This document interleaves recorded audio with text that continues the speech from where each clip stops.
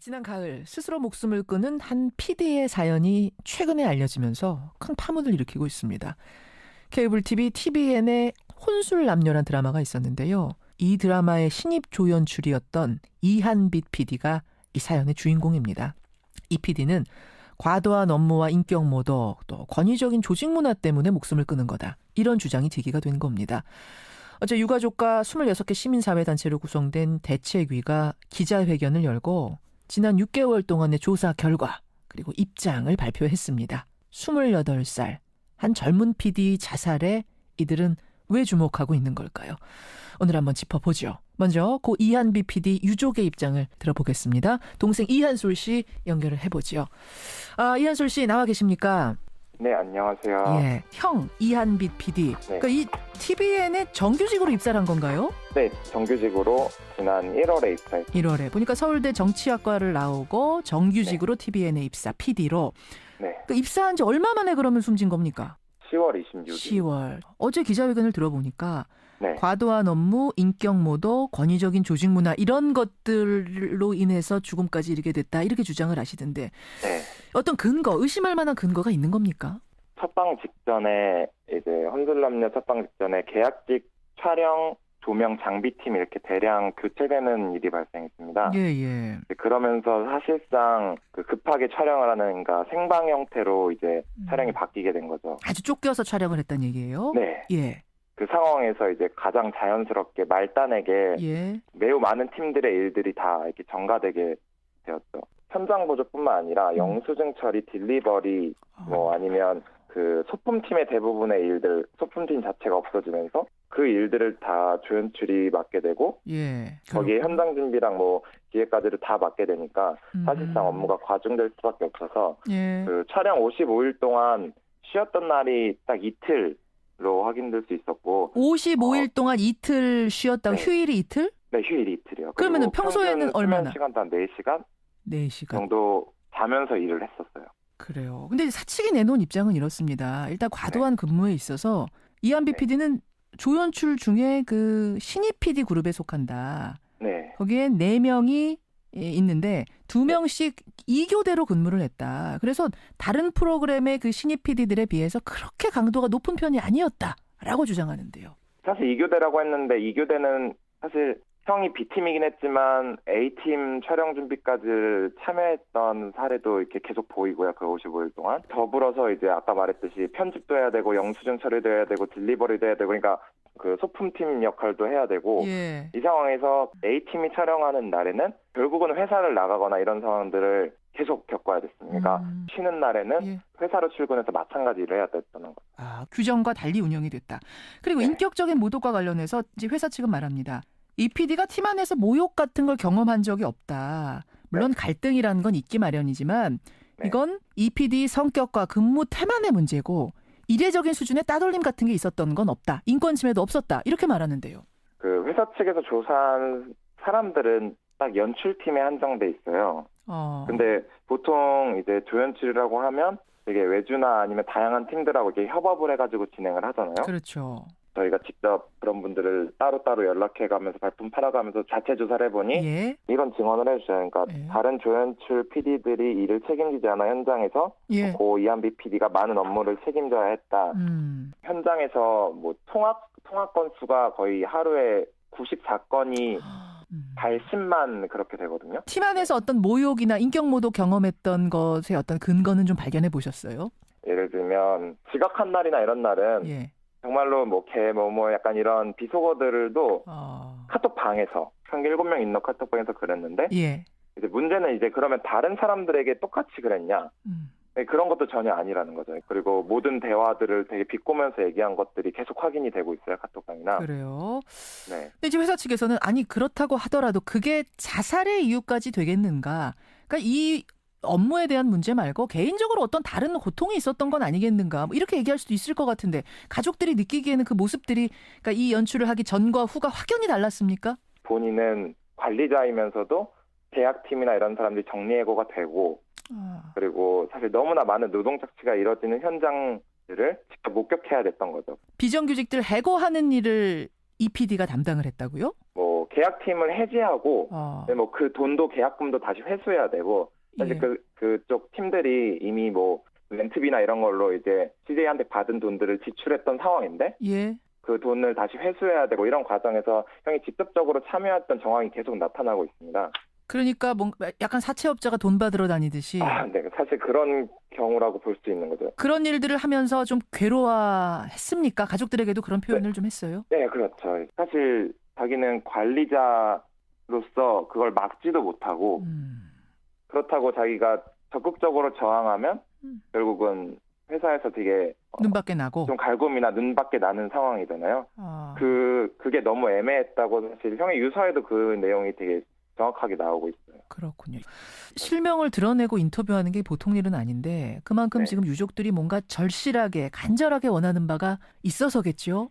처음부터 저희가 TVN이나 CJ 측에 막 돈을 요구하지도 않았고 사실은 진심 어린 사과와 그 형과 같은 사람이 다시는 반복되지 않기 위해서 그런 재발 방지를 세우는 게 형이 원했던 이런 드라마 세계에 던지고 싶었던 메시지였다라고 생각합니다. 그리고 이렇게 사람들을 코너로 몰고 혹은 사람을 정말 수단으로 다루고 되게 물건처럼 다루는 이런 행태들 사실 이런 근본적인 원인들이 스스로 고찰될 수 있는 그런 것들을 형이 정말 바랬기 때문에 이 부분에 대한 CJ의 요구가 사실 유족들이 정말 바라는 바였고 그게 결국 형의 명예를 회복한다라고 생각하고 있습니다.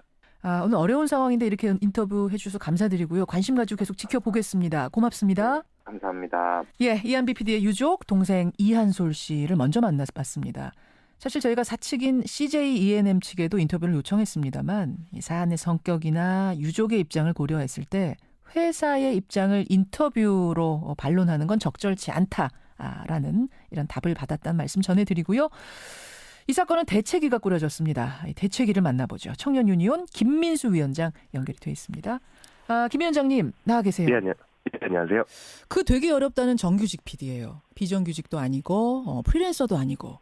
그런데 인격 모독과 업무 때문에 목숨까지 끊었다. 이게 언뜻 들어선 잘 이해가 안 됩니다. 개인적으로 혹시 좀 나약했던 건 아닌가? 이런 생각하시는 분들도 지금 듣는 분들 중에 계실 것 같은데 어떻습니까? 글쎄요. 일단 이 사건 접하신 분들, 특히 젊은 사람들 이야기를 통해서 한비님의 이야기를 들려드리면은 대부분 하는 얘기가 남일 같지 않다 이런 얘기 먼저 하거든요. 그 이한비 PD 같은 경우에는 사람들에게 좀 위로를 안기는 드라마를 만들고 싶다 이런 꿈을 가지고 CJ에 입사를 했는데 실제로 마주한 현장, 제작 현장의 현실은 너무 잔인하고 폭력적이었던 거죠. 잔인하고 폭력적? 드라마 그렇죠. 만드는데 잔인하고 폭력적이라고요? 그렇죠. 그 어떤 고강도 노동이나 인권 침해를 스스로 겪었을 뿐만 아니라 이게 구조적으로 어떤 제작하는 사람들 뭐 비정규직, 정규직 가릴 것 없이 사람을 사람으로 보지 않는 어떤 드라마 제작 시스템 속에서 이한비 PD가 뭐 상상하기 어려운 고뇌와 좌절감을 느꼈을 것으로 보여집니다. 자, 그 부분인데요. 6개월 동안 조사하신 거죠? 네네. 조사를 해보니 이러한 부분들이 참 잔인하더라. 참 폭력적이었다. 이한비 PD가 이해가 됐다는 것들 어떤 거 조사하셨어요? 글쎄요. 저 조사하는 과정에서는 뭐 워낙 많은 사례들이 있는데 일단은 뭐 앞서 동생분도 말씀해 주셨겠지만은 요 어떤 쉬질 못하는 거죠. 이게 디졸브라 그럽니다. 현장에서는 이게 밤과 아침이 바뀌는 그 사이에서 내가 잠들지 못하고 바로 그냥 아침에 와버리는 그런 상태를 가지고 드라마 제작하시는 분들은 디졸브라 그러거든요.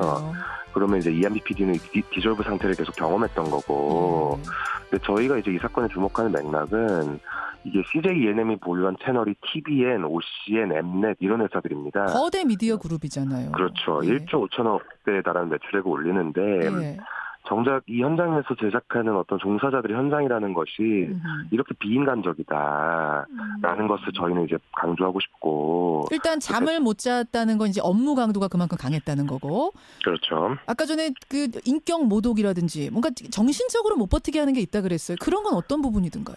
일단은 뭐 이한비 PD 뭐 개인의 건으로만 말씀드릴 것도 없고 일단은 이제 관련 실태 조사나 연구 같은 것들 살펴보면은 드라마 제작 환경에서 어떤 인격 모욕적 발언이라든지 욕설을 경험하는 비율이 이제 70에서 80% 정도가 됩니다. 그러니까 이게 말씀드리자면은 어떤 군대식 조직 문화, 이제 까라면 까, 이게 위에서부터 내려오는 갈굼 이런 문화들이 너무 팽배해져 있는 거죠. 갑질 문화 같은 게.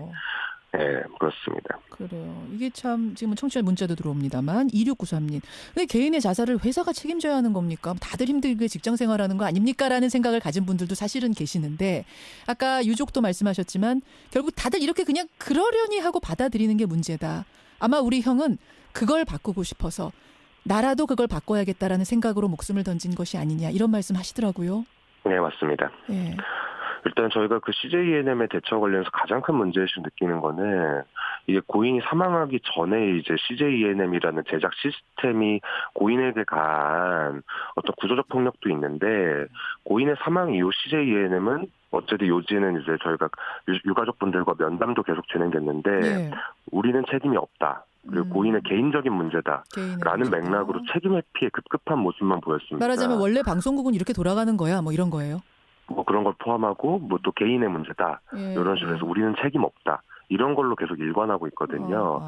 일단 가족분들과 대책위가 가장 분노하고 있는 지점은 이 지점이고 다시 한번 강조드리는데 저희는 CJENM 본사가 이 사건의 책임을 인정하고 유가족과 이제 그 드라마를 사상했던 시민들에게 진심으로 사죄해야 된다. 이런 말씀 다시 한번 강조드립니다. CJ에서 공식 입장을 내놨는데 일단 조사에 성실하게 응하겠다. 어떤 조사든지 받겠다. 이런 입장을 어제 내놓은 것으로 이렇게 확인이 되고 있어요. 대책이 앞으로 어떻게 대응할 생각이세요? 일단 CJENM 입장과 관련해서 한 말씀 드리면요. 경찰 조사 같은 걸 받겠다 이렇게 얘기했는데 이 경찰 조사는 대책위나 가족분들이 판단할 문제이지 CJ가 거론할 문제라고 보여지지 않고요. 그리고 한 가지만 더 말씀을 드리면은 뭐 조사 받겠다, 뭐 애도를 표한다 이렇게 얘기하는데 정작 저희가 가족분들과 함께 이 조사를 수행했는데 어저께 연락 한 번 없었습니다. 그래서 다시 한번 말씀드리는데 CJENM에서는 이 문제에 대해서 공식적으로 인정하고 사죄하고 또 이제 이 사건을 계기로 해가지고 좀 다시는 드라마 제작하는 환경에 노인분들이 이런 폭력에 노출되지 않도록 좀 각고의 노력을 해야 된다고 요청하고 싶습니다. 그러니까 이게 혼술남녀라는 그 드라마 하나만의 문제가 아니라 이런 환경에 놓인 노동자들이 많다는 얘기예요. 그렇습니다. 그 부분이 중요한 거군요. 청취자 김경도님은 고 김홍영 검사 생각이 난다. 예, 그 신입 검사가 비슷한 환경에서 강한 노동 강도, 인격적인 모독 참지 못하고 목숨 끊었던 그 사건 있죠? 그 사건 떠오른다라고 하는 분도 계시고요. 또 방송국이니까라는 말로 부조리를 대충 무마하고 넘어가지 않았으면 좋겠다. 박성림 님도 지적하셨습니다. 저희도 관심 가지고 끝까지 보겠습니다. 고맙습니다. 네, 감사합니다. 예, TVN 혼술남녀 신입 조연출 사망사건의 대책위의 청년유니온 김민수 위원장이었습니다. 협업을 해가지고 진행을 하잖아요. 그렇죠. 저희가 직접 그런 분들을 따로따로 연락해가면서 발품 팔아가면서 자체 조사를 해보니 이건 증언을 해주셔요. 그러니까 다른 조연출 PD들이 이를 책임지지 않아 현장에서 고 이한비 PD가 많은 업무를 책임져야 했다. 현장에서 뭐 통화 건수가 거의 하루에 94건이 달 10만 그렇게 되거든요. 팀 안에서 어떤 모욕이나 인격모독 경험했던 것의 어떤 근거는 좀 발견해 보셨어요? 예를 들면 지각한 날이나 이런 날은 정말로 뭐 약간 이런 비속어들도 카톡방에서 평균 7명 있는 카톡방에서 그랬는데 이제 문제는 이제 그러면 다른 사람들에게 똑같이 그랬냐? 그런 것도 전혀 아니라는 거죠. 그리고 모든 대화들을 되게 비꼬면서 얘기한 것들이 계속 확인이 되고 있어요. 카톡방이나. 그래요? 네. 근데 지금 회사 측에서는 아니 그렇다고 하더라도 그게 자살의 이유까지 되겠는가? 그러니까 이 업무에 대한 문제 말고 개인적으로 어떤 다른 고통이 있었던 건 아니겠는가? 뭐 이렇게 얘기할 수도 있을 것 같은데 가족들이 느끼기에는 그 모습들이 그러니까 이 연출을 하기 전과 후가 확연히 달랐습니까? 본인은 관리자이면서도 계약팀이나 이런 사람들이 정리해고가 되고 그리고 권위적인 조직 문화 이런 것들로 인해서 죽음까지 이르게 됐다 이렇게 주장을 하시던데 어떤 근거 의심할 만한 근거가 있는 겁니까? 첫방 직전에 이제 혼술남녀 첫방 직전에 계약직 촬영 조명 장비팀 이렇게 대량 교체되는 일이 발생했습니다. 그러면서 사실상 급하게 촬영을 하는 그러니까 생방 형태로 이제 촬영이 바뀌게 된 거죠. 아주 쫓겨서 촬영을 했다는 얘기예요? 네. 그 상황에서 이제 가장 자연스럽게 말단에게 매우 많은 팀들의 일들이 다 이렇게 전가되게 되었죠. 현장 보조뿐만 아니라 영수증 처리, 딜리버리, 뭐 아니면 그 소품팀의 대부분의 일들, 소품팀 자체가 없어지면서 그 일들을 다 조연출이 맡게 되고 거기에 현장 준비랑 뭐 기획까지를 다 맡게 되니까 사실상 업무가 과중될 수밖에 없어서 그 촬영 55일 동안 쉬었던 날이 딱 이틀로 확인될 수 있었고 55일 동안 이틀 쉬었다고 휴일이 이틀? 네, 휴일이 이틀이요. 그러면은 평소에는 얼마나? 시간도 한 4시간? 4시간 정도 자면서 일을 했었어요. 그래요. 근데 사측이 내놓은 입장은 이렇습니다. 일단 과도한 근무에 있어서 이한비 PD는 지난 가을 스스로 목숨을 끊은 한 PD의 사연이 최근에 알려지면서 큰 파문을 일으키고 있습니다. 케이블 TV TVN의 혼술남녀란 드라마가 있었는데요. 이 드라마의 신입 조연출이었던 이한빛 PD가 이 사연의 주인공입니다. 이 PD는 과도한 업무와 인격 모독, 또 권위적인 조직 문화 때문에 목숨을 끊은 거다. 이런 주장이 제기가 된 겁니다. 어제 유가족과 26개 시민사회단체로 구성된 대책위가 기자회견을 열고 지난 6개월 동안의 조사 결과 그리고 입장을 발표했습니다. 28살 한 젊은 PD 자살에 이들은 왜 주목하고 있는 걸까요? 오늘 한번 짚어보죠. 먼저 고 이한비 PD 유족의 입장을 들어보겠습니다. 동생 이한솔 씨 연결을 해보죠. 이한솔 씨 나와 계십니까? 네, 안녕하세요. 형 이한빛 PD. 그러니까 이 TVN에 정규직으로 입사를 한 건가요? 네, 정규직으로 지난 1월에 입사했어요. 1월에. 보니까 서울대 정치학과를 나오고 정규직으로 TVN에 입사, PD로. 그러니까 입사한 지 얼마 만에 그러면 숨진 겁니까? 10월 26일. 10월. 어제 기자회견을 들어보니까 과도한 업무, 인격 모독. 사실 너무나 많은 노동 착취가 이뤄지는 현장들을 직접 목격해야 됐던 거죠. 비정규직들 해고하는 일을 이 PD가 담당을 했다고요? 뭐 계약팀을 해지하고 뭐 그 돈도 계약금도 다시 회수해야 되고 사실 그쪽 팀들이 이미 뭐 렌트비나 이런 걸로 이제 CJ한테 받은 돈들을 지출했던 상황인데 그 돈을 다시 회수해야 되고 이런 과정에서 형이 직접적으로 참여했던 정황이 계속 나타나고 있습니다. 그러니까 뭔가 약간 사채업자가 돈 받으러 다니듯이. 네. 사실 그런 경우라고 볼 수 있는 거죠. 그런 일들을 하면서 좀 괴로워했습니까? 가족들에게도 그런 표현을 좀 했어요? 네, 그렇죠. 사실 자기는 관리자로서 그걸 막지도 못하고 그렇다고 자기가 적극적으로 저항하면 결국은 회사에서 되게 눈밖에 나고 좀 갈굼이나 눈밖에 나는 상황이잖아요. 그게 너무 애매했다고 사실 형의 유서에도 그 내용이 되게 정확하게 나오고 있어요. 그렇군요. 실명을 드러내고 인터뷰하는 게 보통 일은 아닌데 그만큼 지금 유족들이 뭔가 절실하게 간절하게 원하는 바가 있어서겠죠?